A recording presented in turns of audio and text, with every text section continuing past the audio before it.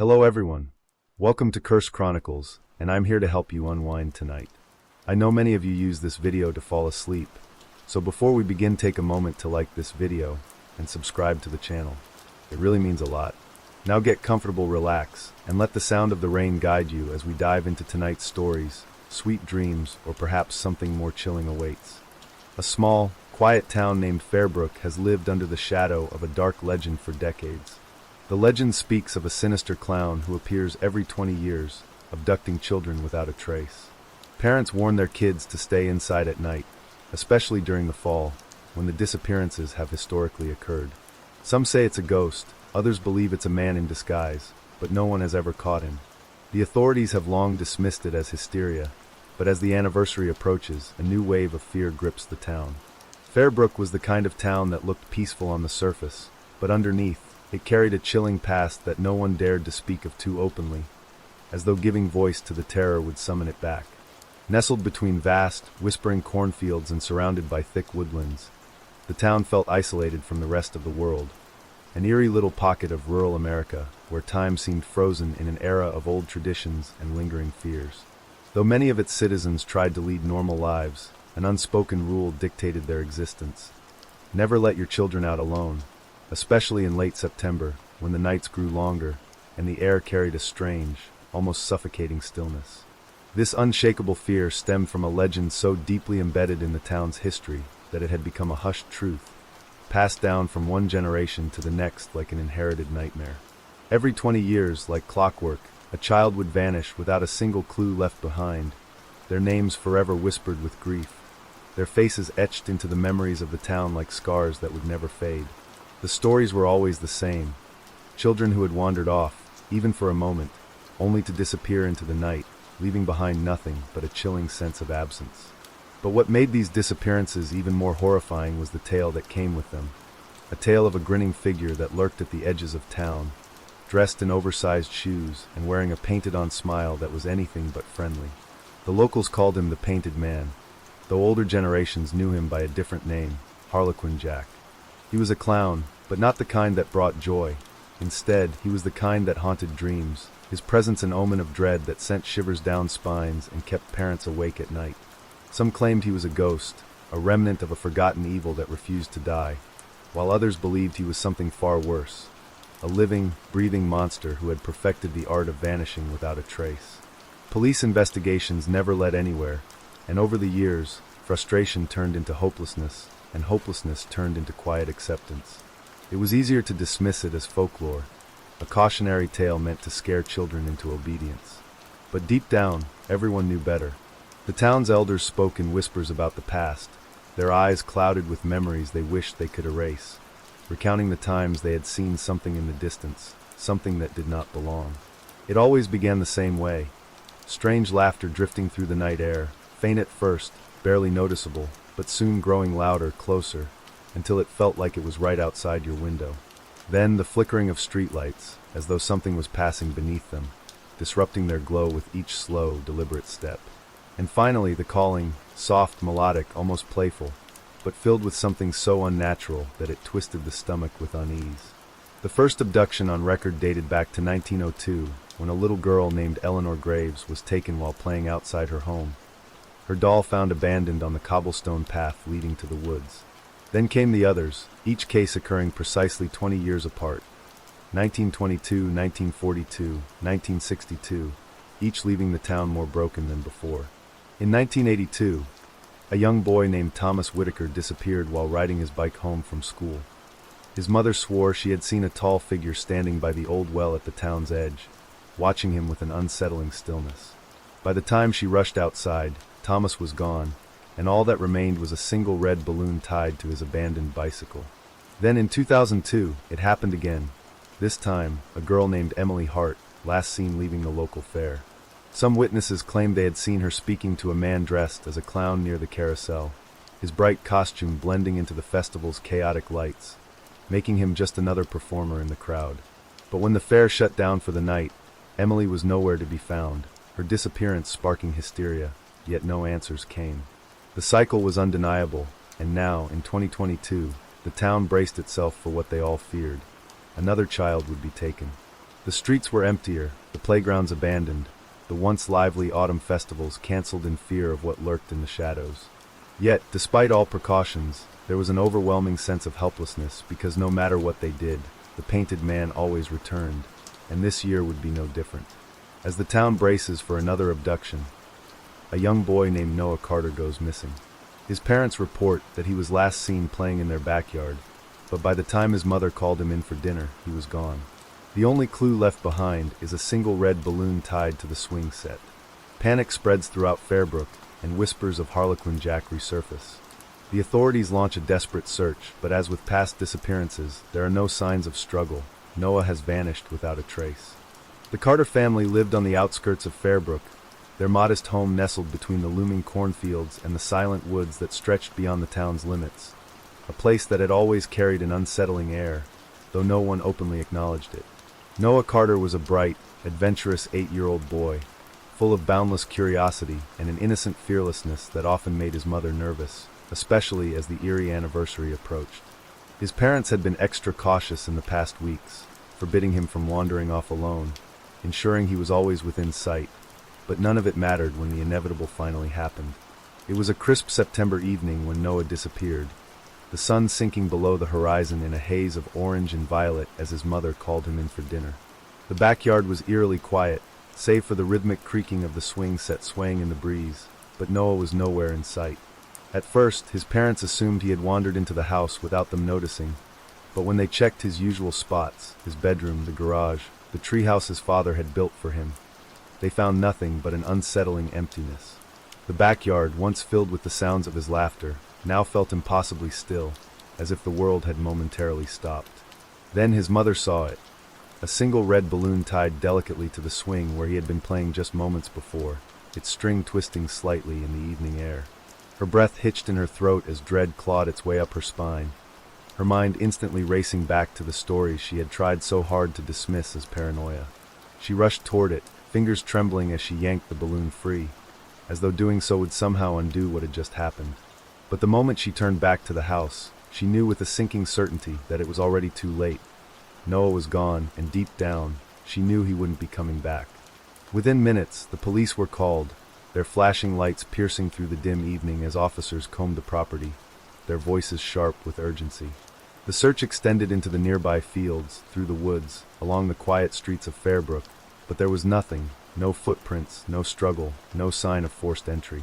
It was as if Noah had simply ceased to exist, as if he had been plucked from the world in the blink of an eye.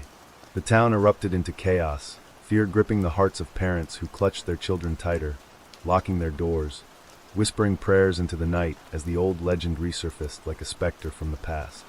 The news spread like wildfire, and soon, there wasn't a single person in Fairbrook who wasn't talking about Harlequin Jack. Some still refused to believe it, dismissing it as coincidence, a tragic but explainable crime, but the older generations knew better.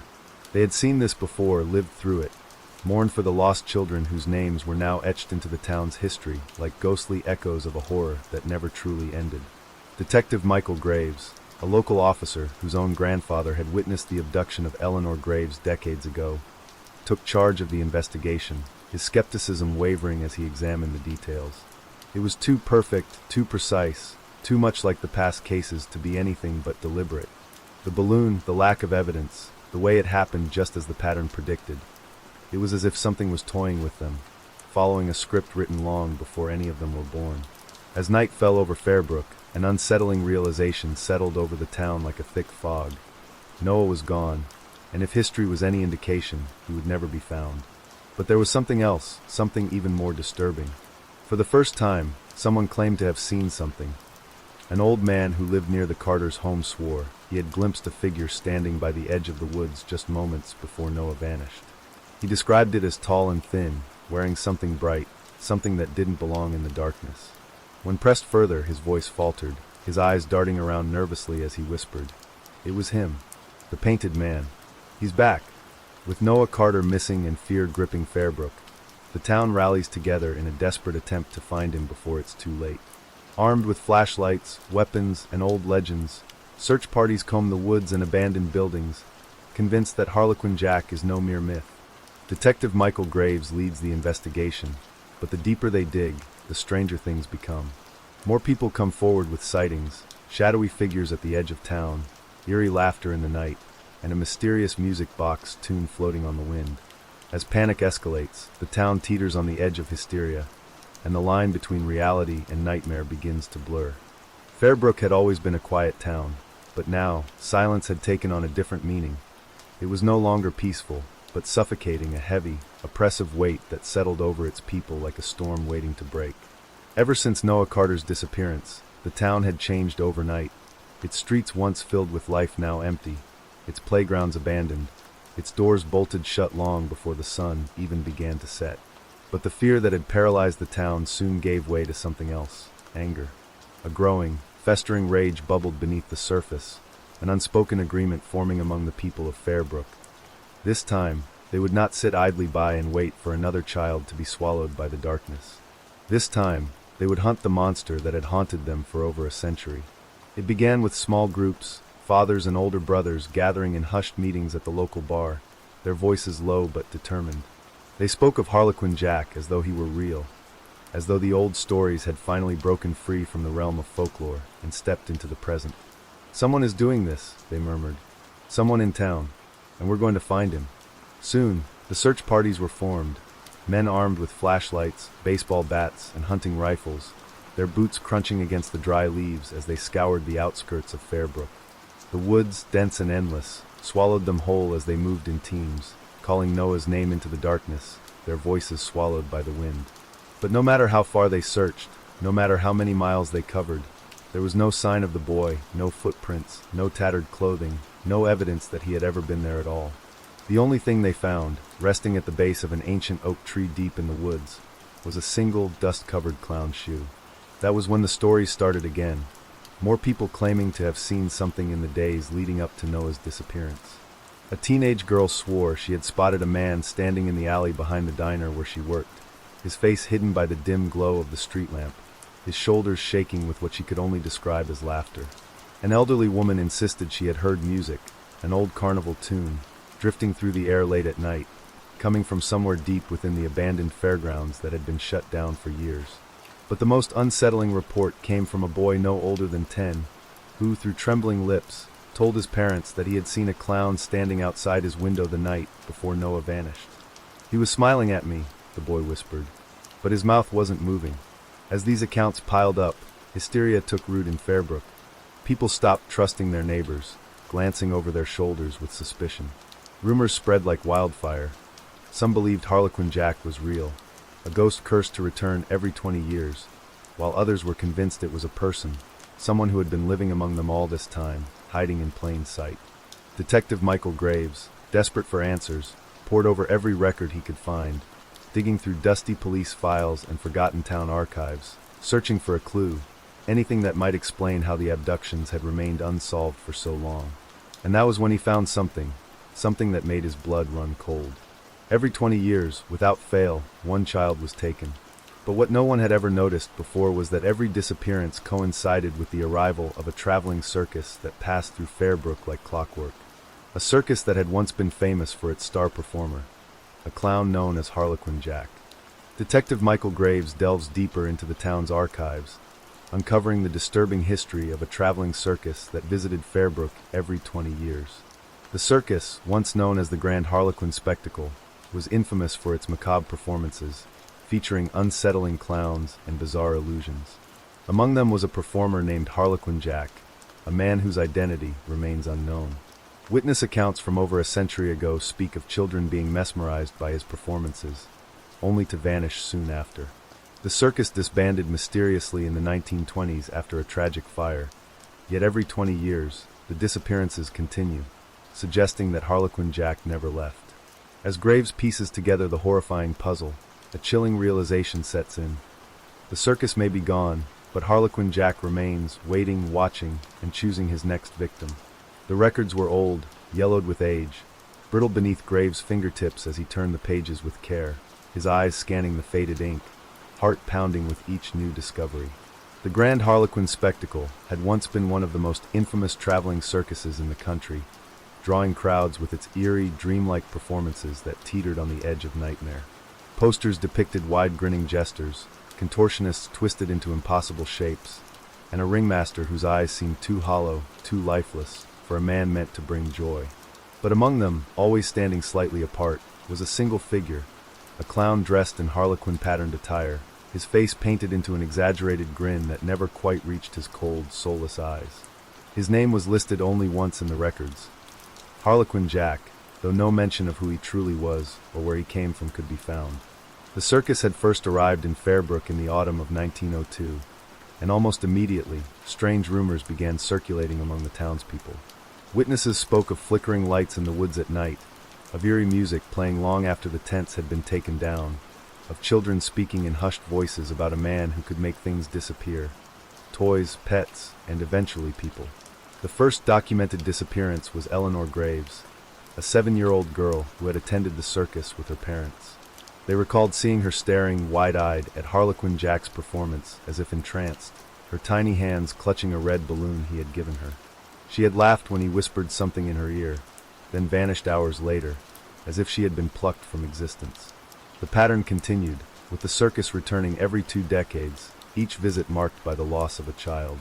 But what disturbed Graves the most was what happened in 1922. That year, the circus arrived as usual, setting up camp on the outskirts of town, the posters promising a show unlike any other.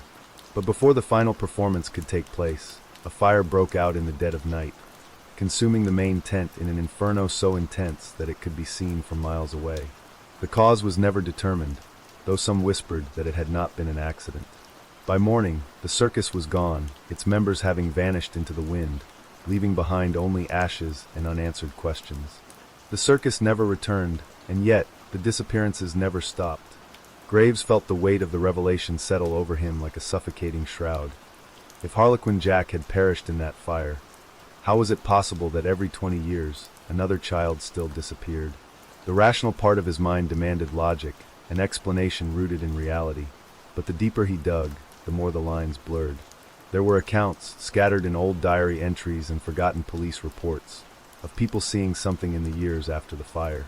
A farmer swore he had seen a tall figure lurking at the Treeline in 1942, its face half-burned, its eyes gleaming unnaturally in the moonlight. In 1962, a young girl ran home screaming, claiming she had heard laughter coming from inside her closet, though when her parents checked, the only thing they found was a single, dusty clown shoe beneath her bed. The reports were dismissed, buried beneath the weight of disbelief and time, but now they all pointed to a singular, horrifying truth. Harlequin Jack had never truly left Fairbrook ***. He had remained watching, waiting, biding his time until the cycle could begin again. Graves shut the archive book with a trembling hand, his pulse hammering in his ears as a terrifying thought crept into his mind. If history was repeating itself, then Noah Carter wasn't just another victim. He was part of something bigger, something that had been in motion for over a century. And if that were the case, then there was only one question left to answer. Where was Harlequin Jack now? With the history of the Grand Harlequin spectacle uncovered, Detective Michael Graves becomes obsessed with finding Harlequin Jack before another child disappears. He follows every lead, interviews the town's oldest residents, and combs through forgotten records, but the answers remain elusive. Then, an elderly woman named Margaret Holloway comes forward with a shocking revelation. Her father was among the men who set the circus fire in 1922, believing it was the only way to stop Harlequin Jack. But what they failed to realize was that the fire didn't kill him. It freed him. She claims that Jack was never just a man, but something else, something older than Fairbrook itself. Graves struggles to separate fact from folklore, but when he discovers a hidden network of tunnels beneath the town, he realizes the truth has been buried deeper than anyone could have imagined. Michael Graves had seen his fair share of darkness in his years as a detective, murder, betrayal, the slow decay of people who had long given up hope, but nothing had ever unsettled him the way this case did. It wasn't just the disappearances, the impossible lack of evidence, or the way people whispered Harlequin Jack's name like a curse. It was the feeling that something was watching him. He felt it when he walked through the abandoned streets at night, when he combed through old records in the dimly lit archives, when he traced the history of a town that seemed to forget on purpose. It was as if Fairbrook itself was complicit, its people burying the past not out of ignorance, but out of fear. Then Margaret Holloway came forward. She was 94 years old, her face a road map of time and grief, her body frail but her mind sharp. She asked to speak with Graves in private, her gnarled fingers gripping his wrist with surprising strength as she led him into her dimly lit home. Dust hung thick in the air, the scent of aged paper and mothballs settling into his lungs as she guided him to a small sitting room. Without preamble, she spoke. "My father helped burn the circus down," she said, her voice barely above a whisper. But it wasn't to stop the performances. It was to trap him. Graves listened, his pulse hammering in his ears as Margaret told him a story he hadn't read in any archive, a truth that had been deliberately erased from Fairbrook's history. In 1922, a group of men, her father among them, had uncovered something horrifying about the Grand Harlequin spectacle. The circus had always been strange, but that year something felt different. People whispered that the performers never aged, that their shadows moved the wrong way, that the clowns would stare at people long after their performances ended. And Harlequin Jack, oh, he was the worst of them all. Children adored him, but adults avoided his gaze, as if looking into his eyes would let him in. Then, the disappearances started again. The town had had enough. One night, a group of men, fathers of missing children, desperate and afraid, gathered with torches and rifles, determined to put an end to whatever horror had gripped their home for so long. They didn't just want to chase the circus away. They wanted to destroy it, and so they set the tents ablaze. Screams filled the night as the fire devoured everything in its path. But it wasn't the performers they heard screaming. It was something else, something that sounded wrong. Margaret's father told her, years later, that the flames had not killed Harlequin Jack. They had unleashed him. "We thought we were burning a man," she murmured, staring at Graves with watery eyes. "But we weren't. We were burning a prison." The circus had been more than just a traveling show. It had been a cage. And when it burned, whatever had been locked inside for so long was finally free. Graves felt cold seep into his bones. The implications of her story were impossible, but deep down, some part of him believed her. The evidence, the patterns, the way the town seemed to forget, it all made a twisted kind of sense. Determined to find proof, he began searching the oldest parts of Fairbrook, looking for something, anything that could confirm Margaret's story. That was when he found them. The tunnels. Beneath the town, buried under centuries of dirt and secrecy, lay a sprawling network of passageways, carved out long before Fairbrook had even been settled. No one knew why they were built, but as Graves ventured deeper into the darkness, he began to understand. The walls were covered in drawings, ancient symbols, crude depictions of clowns with hollow eyes, children with their mouths sewn shut. And at the very center of the labyrinth, beneath the very foundation of Fairbrook, he found something that made his breath catch in his throat. A single, rotting wooden chair. Chains hung from the ceiling, rusted but strong, as if they had once held something that struggled to be free. And scrawled into the stone, in letters so deep they seemed to bleed from the rock itself, was a single name. Harlequin Jack. With the tunnels beneath Fairbrook revealing their horrifying secrets, Detective Michael Graves races against time to stop Harlequin Jack before Noah Carter becomes another lost child in the town's cursed history. But the deeper Graves digs, the more he realizes that Jack isn't just a person or even a spirit. He is something far worse, something that thrives on fear and memory, something that can never truly die. As the search for Noah reaches its climax, Graves and a small group of townspeople venture into the tunnels, determined to confront the nightmare head-on. But Harlequin Jack has been waiting for them. And when the final performance begins, the truth about Fairbrook, its forgotten past, and the price of its silence is finally revealed. The tunnels felt alive. Every breath Graves took seemed heavier, the air thick with the scent of damp earth, rust, and something else. Something old. His flashlight flickered, the beam struggling against the suffocating darkness as he moved deeper, heart hammering in his chest. Behind him, the others followed in uneasy silence. Sam Weaver, the town's burly mechanic, Henry Carter, Noah's father, his face gaunt with desperation, and Margaret Holloway, who despite her age had insisted on coming, whispering that someone had to remember what happened. Graves had seen fear before, but this was different. This wasn't fear of a killer, a criminal, something human. This was the fear of something you couldn't escape, something that had already marked you.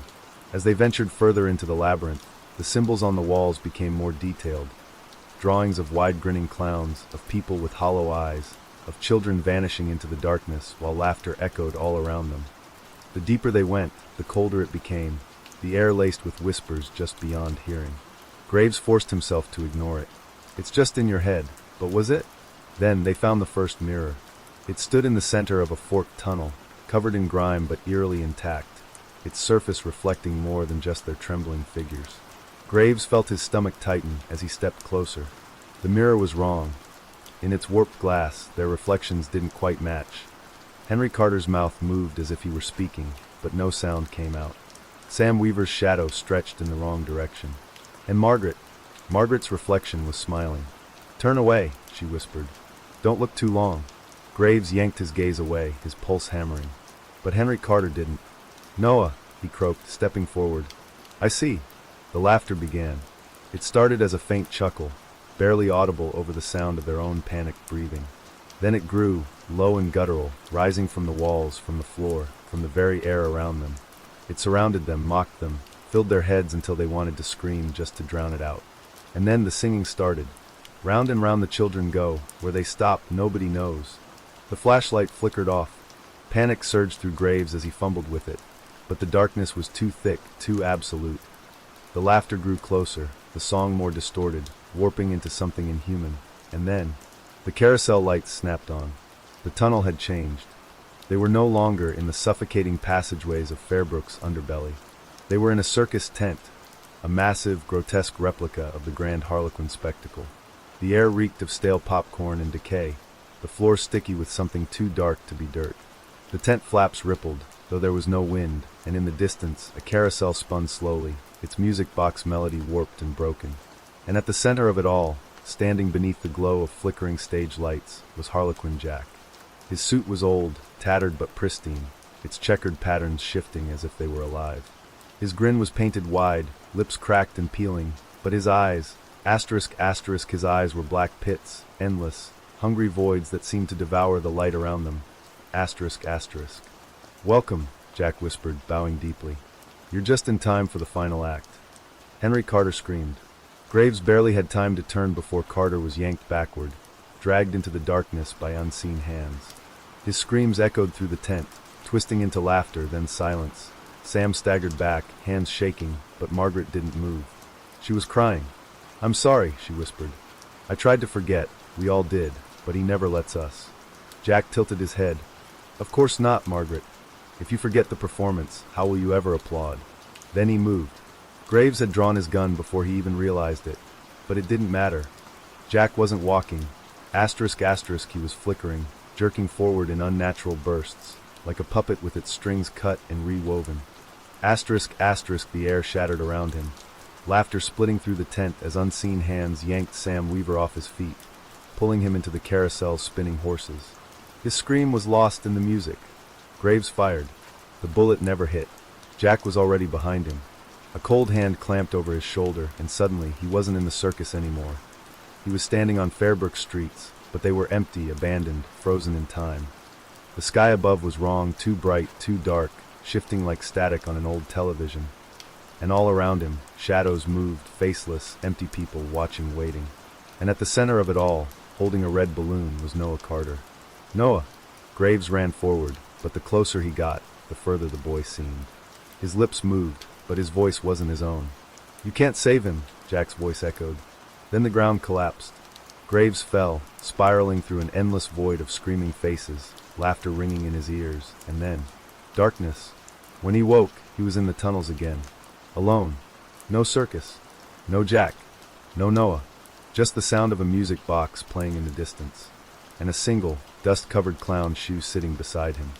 The first time they saw it, the carnival appeared overnight, rising from the empty fields at the edge of town, as if conjured from the fog itself.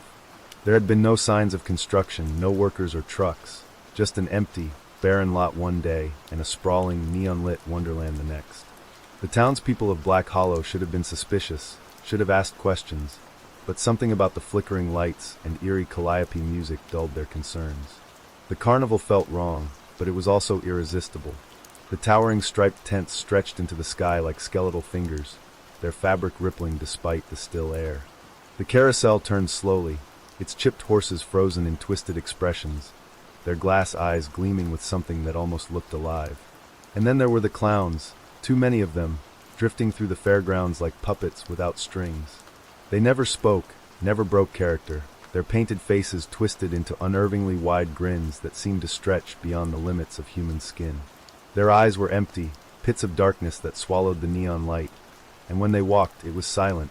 No shuffle of shoes, no rustling of fabric, just the quiet slide of movement against the ground. But despite their unnatural presence, the people of Black Hollow couldn't resist the call of the carnival. They brought their children, their friends, their families, all drawn in by the sweet, cloying scent of cotton candy that hung thick in the air, laced with something unidentifiable. It was only when the sun set that the true horror began. As the sky darkened, the laughter grew distorted, warping into something hollow and inhuman. The carnival games became impossible. Throwing a ball at a target resulted in the target moving on its own, dodging like a living thing. The mirrors in the funhouse reflected versions of the visitors that weren't quite right. Faces stretched, eyes missing, mouths too wide. And the carousel? It never stopped turning, even after the last ride was over. Some claimed to see shadows still riding it long after closing. Then came the disappearances. It started with a child, 6-year-old Emily Graves, who had been clutching a balloon shaped like a grinning clown when she vanished mid-scream in the Hall of Mirrors. Her parents swore they had only looked away for a second. Then, an entire family, 3 people who had been last seen entering the big top tent for the midnight performance.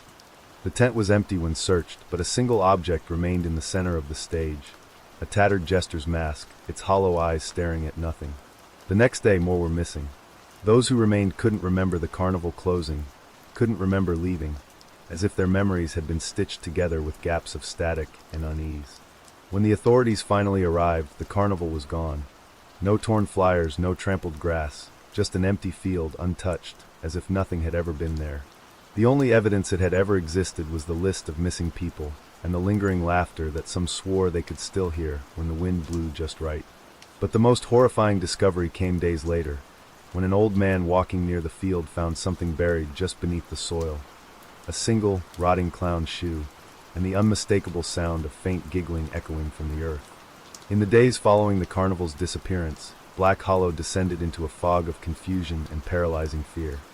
The missing persons count had risen to 16, men, women, children, all gone without a trace. There were no signs of struggle, no bodies, no ransom notes. Just absence. Sheriff William Harlow led the investigation, but every road led to a dead end. No witnesses could remember the carnival leaving. No one had seen the workers packing up. When he checked the town's traffic cameras, the footage showed something impossible. One frame displayed the carnival in all its eerie brilliance. The next showed an empty, desolate field. It was as if the entire carnival had been a phantom, a hallucination shared by hundreds. But the horror truly began when Harlow, desperate for answers, began digging through old records. What he found nearly stopped his heart. The same carnival had been here before. Not just in Black Hollow, but in dozens of small towns across the country, spanning over a century. It wasn't always called the same thing. In 1954, it was the Laughing Fair. In 1921, it was Pierrot's Spectacle. In 1889, the Crimson Jamboree. But the descriptions? Identical. The same black and white striped tents, the same unsettlingly silent clowns, the same eerie music that lingered in the air long after the carnival was gone. And in every case, the carnival vanished overnight, leaving behind only a trail of missing people. Harlow's hands trembled as he flipped through newspaper clippings, the yellowed pages crumbling under his fingertips. The headlines screamed at him. 13 vanish after carnival visit, town left in fear. Dover, 1921. Entire family among the missing as circus disappears. Briars Hollow, 1954. Carnival leaves overnight. Where are the children? Merritt Falls, 1987. It had been happening for over 100 years. But the most disturbing part? No one ever remembered. Reports, witness accounts, and even entire missing persons cases seemed to fade from official records. Family members swore their loved ones had existed, yet no birth certificates, no social security numbers, nothing remained. It was as if the victims had been erased. Asterisk, asterisk, not just taken, but forgotten. Asterisk, asterisk. Sheriff Harlow felt something cold settle in his gut. This was bigger than his town, bigger than anything he could handle alone. He picked up the phone and called the one person who might believe him. Asterisk, asterisk, Detective Adrian Crow. Asterisk, asterisk, a private investigator who had spent his career hunting down cases that didn't make sense. When Crow arrived in Black Hollow, he was already carrying a thick, leather-bound journal. its pages filled with case notes that spanned decades. "I've been chasing this thing for years," Crow admitted, his voice edged with exhaustion. "But every time I get close, the evidence disappears. People forget. Sometimes I forget, and I don't know how much longer I can hold on to what I know." Harlow stared at him, his mouth dry. "What are we dealing with?" Crow didn't answer immediately. Instead, he opened his notebook to a page marked with a single name, a name that had appeared in every missing persons case linked to the carnival. The Grinning Man. "I don't think it's just a carnival," Crow whispered. "I think it's a feeding ground, and he's the one running the show." At first, Harlow thought it was just a legend, some boogeyman crafted from fear and trauma, a ghost story used to explain the unexplainable. But the deeper they dug, the more horrifying the truth became. The Grinning Man wasn't just a figure of folklore. He was real. Asterisk, and he had been here for a very, very long time.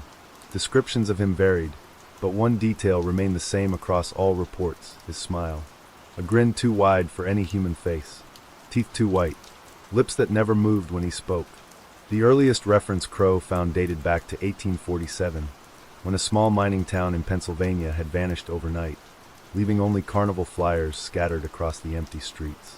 One survivor, a child found wandering the ruins days later, couldn't remember his name, his family, or his home. But when asked what had happened, he repeated the same sentence over and over again, his voice raw and shaking. The man was smiling. The man was smiling. The man was smiling. Harlow and Crow knew they had to act fast. The carnival wasn't just a random event, it was part of a pattern. And if that pattern held, it would return. But how could you stop something that no one could remember? How could you fight something that erased every trace of itself? As they stood in the empty field where the carnival had been, a chilling realization settled over them. The Grinning Man wasn't gone. He was still here, watching, waiting, and Black Hollow's nightmare was far from over. Black Hollow was changing. At first it was subtle, small things, a misplaced object, a forgotten conversation, an uneasy feeling that something wasn't quite right. Sheriff Harlow noticed it first when he walked into the station one morning and found his own case notes missing. Every file on the carnival, every newspaper clipping he had painstakingly collected with Detective Crow, all of it gone. When he confronted his deputy, Sam Rollins, the younger man had only blinked at him in confusion. "What case, sir?" Harlow's mouth had gone dry. "The missing people. The carnival." Rollins just stared.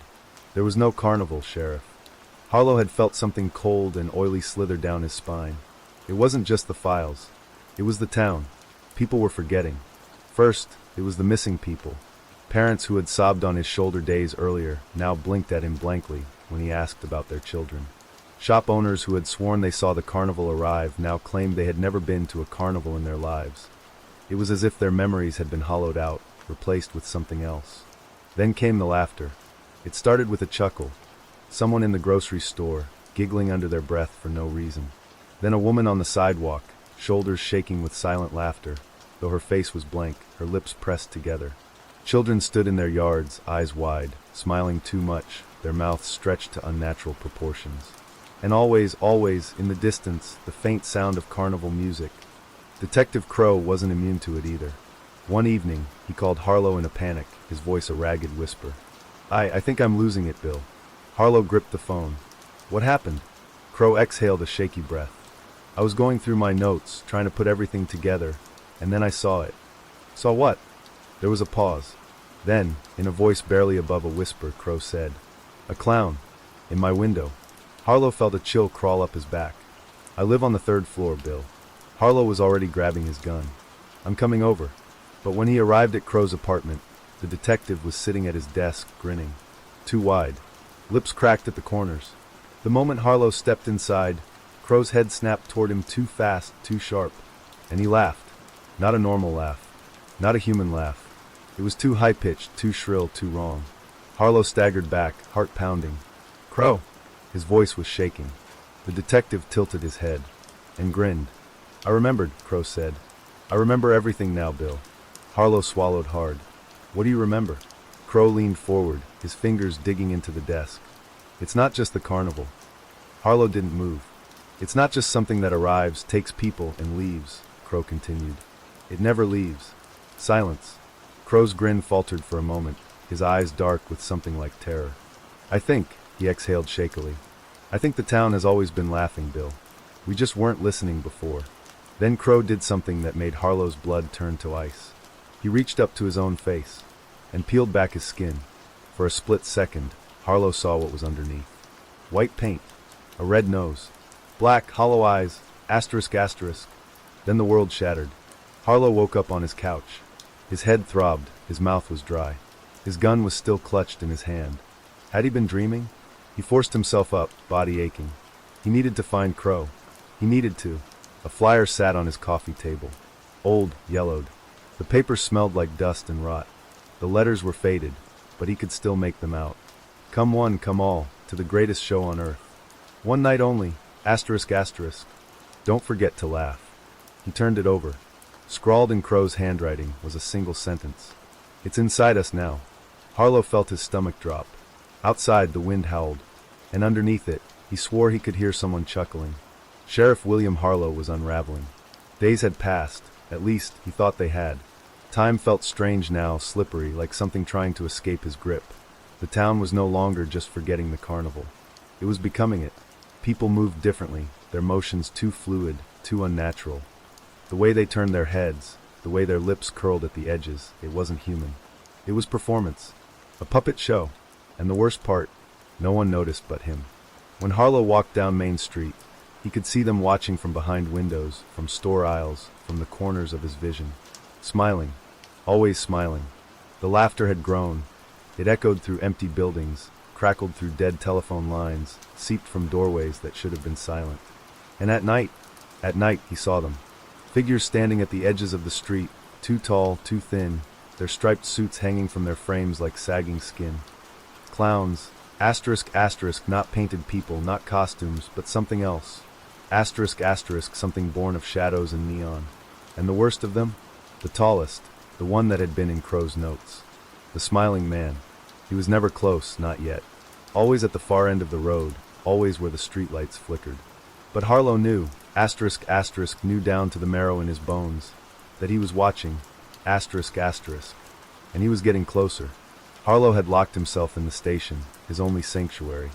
The moment he closed the blinds, the laughter outside muffled, as if the world beyond the walls had been stuffed with cotton. He sat at his desk, gripping Crow's notebook so tightly his knuckles ached. The town has always been laughing, Bill. We just weren't listening before. Asterisk asterisk. He flipped through the pages, scanning the frantic notes, the desperate scribbles that seemed to be written by a man trying to hold on to reality by his fingertips. And then, something new. A page he hadn't seen before. They're changing us. Harlow's breath hitched. They don't just take people.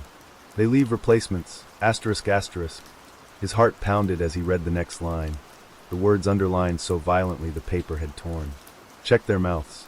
A knock came at the door. Harlow nearly jumped out of his skin, his breath sharp. The station had been empty for hours. He wasn't expecting anyone. Another knock. Soft. Rhythmic. He slowly reached for his gun. Who is it? A pause. Then a voice. Sheriff, it's Deputy Rollins. Harlow frowned. Something in the tone was wrong. I just wanted to check in on you. People are worried. No, they weren't. Harlow didn't move, didn't respond. Rollins knocked again. Sir? The doorknob twitched. And then, asterisk asterisk laughter. Asterisk asterisk. Soft at first. Barely more than a breath. Then growing, bubbling. It pushed against the walls, slipped through the cracks under the door. Harlow staggered back, gun raised. Then, asterisk asterisk silence. Asterisk asterisk. A minute passed. Then two. Harlow forced himself forward, hand shaking as he reached for the doorknob. He turned it. The hallway was empty. Only one thing remained. A single, gloved handprint on the wood. The fingers were too long, and they were still twitching. He had to leave. Harlow knew that now. The station wasn't safe. The town wasn't safe. His own mind wasn't safe. As he stepped outside, the air felt thick, heavy, like walking through a dream. The neon lights from the old diner flickered in the distance, painting the streets in sickly yellows and reds. The town felt distorted, stretched, as if reality itself was warping around him. And then, asterisk asterisk, he saw him. Asterisk asterisk. The smiling man, standing at the end of the street. Not a hallucination. Not a shadow. Real. Tall and thin, his black and white suit hanging from his skeletal frame. his head tilted, his body unnaturally still except for one thing. His grin. It stretched impossibly wide, far beyond the borders of his face, splitting his skin like a wound. His teeth, ***, too many, too sharp, too white, ***, in his eyes. Black. Not just dark black, no pupils, no whites. A void. A gaping, endless nothing. And when he took a step forward, Harlow felt something inside him shift. Memories flickered. For a split second, he wasn't in Black Hollow anymore. He was in another town, another time, a different missing persons case, a different man in a uniform, and before that, a different life, hundreds of them, all leading to this moment. Harlow stumbled backward, breath hitching. The smiling man took another step, and grinned. Something in Harlow's mind snapped. His vision blurred, his ears rang, his knees buckled, and then, laughter. Not from the smiling man, not from the town, from himself. A chuckle at first, then a full laugh, uncontrollable, gasping, desperate. His mouth moved on its own, and through it, in a voice that wasn't his own, he heard himself whisper, "Welcome to the show." Sheriff Harlow's laughter echoed through the streets of Black Hollow, an eerie sound that was not his own. His limbs trembled, his hands gripping the air as if trying to hold onto something that wasn't there. The smiling man had already disappeared into the shadows, and yet Harlow felt his presence in the very air around him, suffocating, surrounding him. He wasn't sure how long he had been standing there, laughing like a man gone mad, but time seemed to stretch and bend in ways he could no longer understand. The streetlights flickered in sync, as if the town itself was preparing for something. The laughter that had once been a distant background hum now pulsed like a heartbeat. Every sound in the town seemed to have been reduced to a single, haunting frequency. Harlow's mind was unraveling. He didn't know if he was still himself. The laughter, the smiles, the memories, all of it was becoming a blur. And then, like a whisper threading its way through the fog of his thoughts, came the voice that had been calling him for so long. He felt it settle deep in his chest, a low, aching resonance. It was not just a sound, but a force. "It's time, Sheriff." Harlow turned his head slowly. There, at the corner of Main Street, stood the carnival. It wasn't the same as it had been before. It was darker somehow. The tents were no longer brightly colored. They were shadowed, their edges curling and rippling as if the air itself was bending around them. There was no music, only the sickly, reverberating hum of a town suffocating under its own weight. The clowns were waiting, standing in perfect lines at the entrance, their eyes hollow, their faces cracked into smiles that didn't belong on human features. Harlow could feel their eyes on him, watching, waiting. "Join us, Sheriff." The words were a command, spoken with a chilling finality, as if there was no longer any option to resist. Harlow's heart pounded in his chest, but his legs moved before he could think, as if someone else was pulling the strings. He was walking toward them, toward the smiling man, standing at the head of the line. His grin was wider, broader than before, stretching far beyond the limits of any normal human expression, a grotesque parody of joy. As Harlow approached, he could feel something within him begin to shift. His memories were slipping, not just fading, but being replaced. Faces that had once meant everything to him, family, friends, even the town itself, ***, they were vanishing. ***, it was as if they had never existed in the first place. And in their place? Only the laughing, empty faces of the carnival workers, the clowns, their painted smiles frozen in place. The carnival had always been here. Harlow tried to scream, but no sound came out. His lips twitched, his mouth cracked into a smile that was not his own. He was no longer in control. He was simply another part of the show. The smiling man took a step toward him, his fingers long and thin like spider legs, stretching out to brush against Harlow's cheek. His touch was cold, but it sent a shudder through Harlow's entire body. "You've been a good one," the smiling man said, his voice like gravel grinding beneath a boot. "You've played your part, Sheriff. Now it's time for you to take your seat." Harlow could feel the pressure on his chest growing, his lungs constricted, his vision swimming. The clowns behind him began to move in slow, deliberate motions, their painted faces blurring in the air, becoming one massive, silent wave of color. And then, just as he thought he might lose consciousness, he was there, standing in the center of the carnival, the ringmaster's tent towering above him. The laughter had grown louder, almost deafening, and yet it didn't seem to come from any one source. It was all around him, filling every corner of the town, every inch of his mind. He was surrounded now by the others, the audience. He could see them now, seated in neat rows, their eyes wide and their faces locked in grotesque smiles. They were frozen, static, their bodies unmoving, but their eyes were filled with a kind of sick, twisted joy. They weren't just spectators, they were participants. A shadow fell over Harlow, and he turned his head to see the ringmaster approaching. Tall, thin, his face painted in the same wide, unsettling grin that had haunted his every thought. The ringmaster's presence was overwhelming, an almost tangible force that made the air feel thick and charged with energy. "Welcome to the show, Sheriff," the ringmaster said, his voice booming in the otherwise silent atmosphere, his hands extended, gesturing toward the frozen audience. "You've made it just in time. The final act is about to begin." Harlow's pulse raced. The final act. He tried to move, but his body refused to obey. His feet were rooted to the ground, his arms frozen at his sides. He couldn't speak. He couldn't fight. He was trapped. The ringmaster stepped closer, his grin widening as he leaned down to whisper in Harlow's ear. "It's all part of the show, Sheriff. You've been a star, and now it's time for your performance." A scream rose in Harlow's throat. Asterisk, asterisk, but it was not his own. Asterisk, asterisk. It was the audience's. The entire crowd, those hollow-eyed figures, asterisk, asterisk, erupted in a fit of laughter, asterisk, asterisk, that tore through Harlow like a blade, their eyes gleaming with insatiable hunger. Their mouths opened, wider, wider, and then, the laughter became their mouths. It was as if their faces split open, revealing rows upon rows of sharp, jagged teeth that clicked and clattered together, devouring sound itself. Harlow could only watch in horror as the entire audience shifted, distorted, and twisted, until they were no longer human at all. They were clowns, the same clowns he had seen in the streets, the ones who had once watched him with their hollow eyes. Now they were devouring him, and as the final act began to unfold, Harlow's screams were lost in the chaotic, endless laughter that echoed through Black Hollow. There was no escape now. There was only the carnival, and it would continue forever, drawing more and more into its twisted performance. Black Hollow had never been a normal town, but now it was no longer a town at all. In the endless night that had fallen over the town, the once familiar streets were no more than a fading memory. The houses, the shops, the roads, they had all become part of the carnival's sprawling maze, twisted and distorted beyond recognition. Black Hollow wasn't just another town, it had become the show. Harlow could feel it deep in his bones, the way the air buzzed with the energy of something unnatural, something infinite.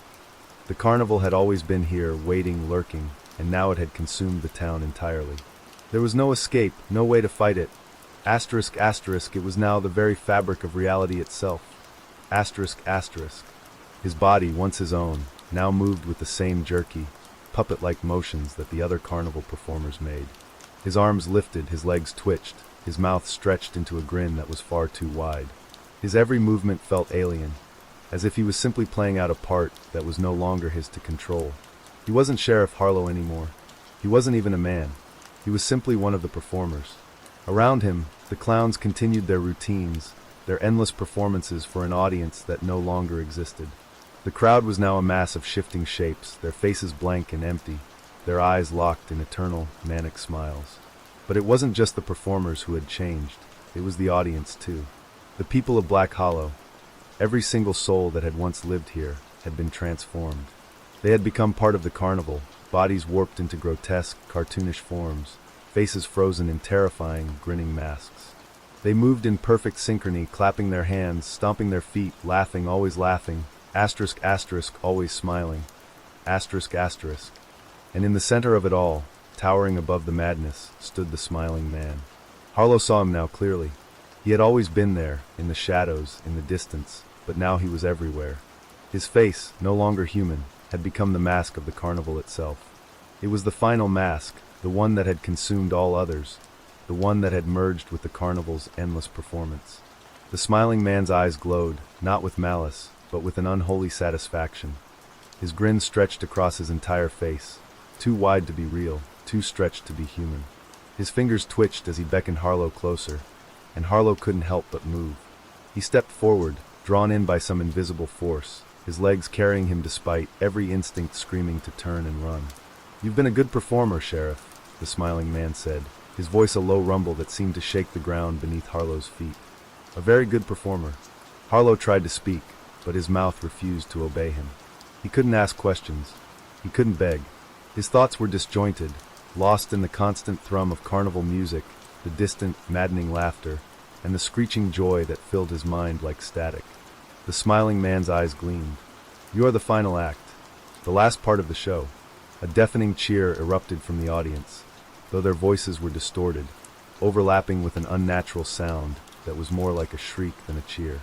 Harlow could see the twisted faces in the crowd, their eyes glimmering with wild, empty joy. "You see," the smiling man continued, "the show doesn't end, Sheriff. It never ends. We never leave. We take." Harlow wanted to fight. He wanted to scream, to find some shred of resistance, but there was nothing left of him. He was nothing more than another clown, another mask in the eternal, ceaseless performance. The town was gone, but its legacy was not finished. It would never end. It would continue forever, an endless loop, a show that could never be turned off. The smiling man's hand extended to him, a long, bony finger reaching out to tap Harlow's chest. And when it did, something shifted inside of him. A darkness, a coldness that spread from his chest outward, gripping his heart in its icy fingers. The feeling was familiar. It was the same emptiness that he had felt when the carnival first arrived. The same hollow space that now consumed him whole. The smiling man's grin grew even wider. "You'll never leave, Sheriff. Not now. Not ever." Harlow's mouth opened, but what escaped wasn't a scream, it was laughter. The sound of it filled the entire town, swallowed the streets, the homes, the shops, everything. It was like the first note of a song that would never end, the start of a performance that would play out forever, stretching across the universe, carried on the winds to every corner of the world. It was the sound of madness, the sound of a world gone beyond recognition. As Harlow's laughter joined the rest, he knew the truth. Black Hollow was gone. There was no return. The town had become the carnival, and the carnival had become eternal. It would never stop. It would never cease. Every face, every body, every soul was now part of the show, part of the laughter, part of the never-ending performance. And in the center of it all, the smiling man stood, watching, waiting, as the last part of the show unfolded before his eyes. There would be no end, no curtain call, only the laughter, always the laughter.